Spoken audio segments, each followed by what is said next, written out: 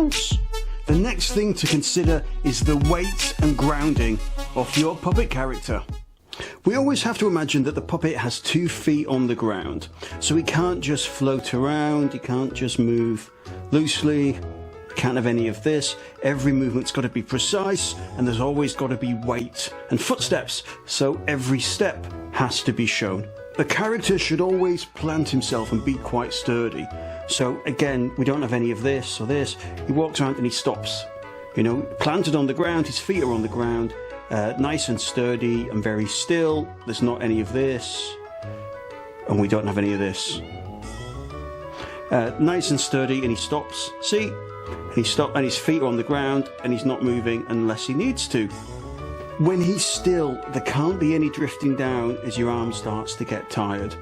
You know, there's nothing worse than a video and he starts up here, and by the end of the video he's down there, and you're not really concentrating, and he just drifts down further and further, and by the end he's half in shot.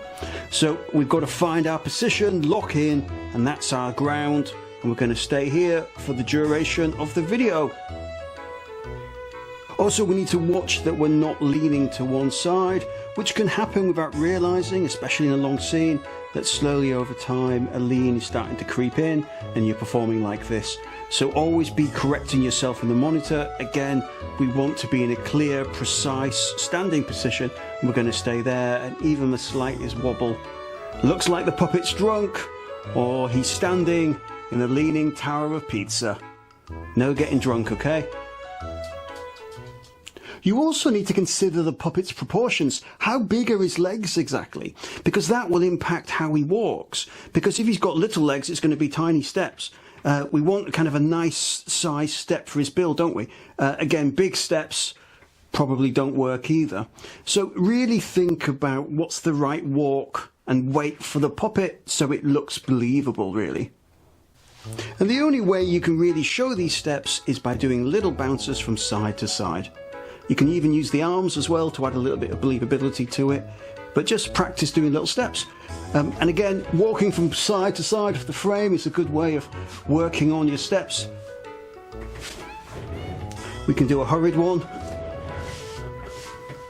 a really fast one, like he's inexplicably late for a train. But just, again, practice moving around and taking little steps. There has to be some sort of step. We can't just float or move. So every time we're moving around, I like to move a little bit of the head as well, because again, I'm thinking about eye focus. Just little movements. But again, it adds believability, and it gives the illusion that the puppet has legs. Exactly. You should tell him. He's got no legs. What happened to my legs? Was I born with no legs? Has there been some accident? Where's my legs? At this point, again, it's good to combine the lessons. So why not practice walking into frame, looking at the camera, saying something, and carrying on walking. This morning, I had Cocoa Pops for breakfast. It turned my milk all chocolatey. It was delicious. Ha! So again, it doesn't have to be left to right. You can do it from different angles. Come into frame, notice the camera. This morning, I had Weetabix for breakfast. I love Weetabix. I love all that fibre. Then I can walk out of frame again. So playing around, walking into shot, walking out of shot, adding loads of movement. The type of puppet you use will really add to it as well. Fur helps with that movement, but practice with different puppets. What's the right walk and movements for them? How big? How quick should they move? Do they look like they're grounded, their legs are on the ground? And just play around and see what looks best on camera. Because every puppet's different and every character's different. And you can make the mistake of making every puppet move and act the same. You want to give each character individuality and make them feel like a different person.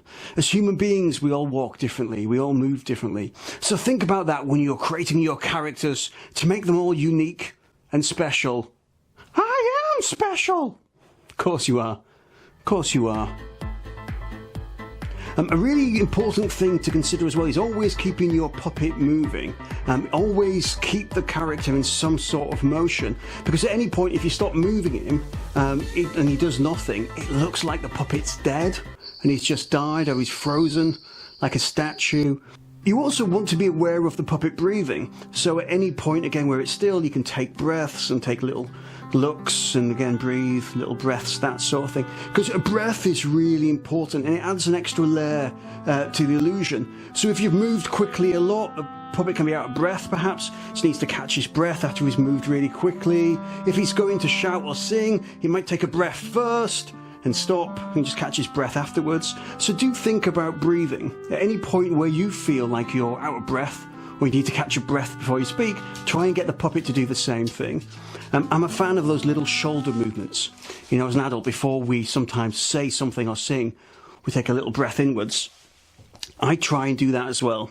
So before I'm going to speak, I might take a little breath like that. Just a little subtlety where he sort of breathes in and it'll follow my chest. So as I take a breath, he does too.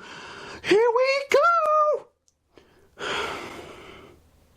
Again, it just adds that believability and it keeps the puppet looking like he's alive. Slowing down breath or a sigh sometimes can show emotion as well.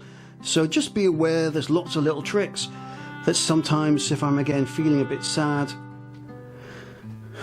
I might just take a heavy breath and look around and I might just keep breathing.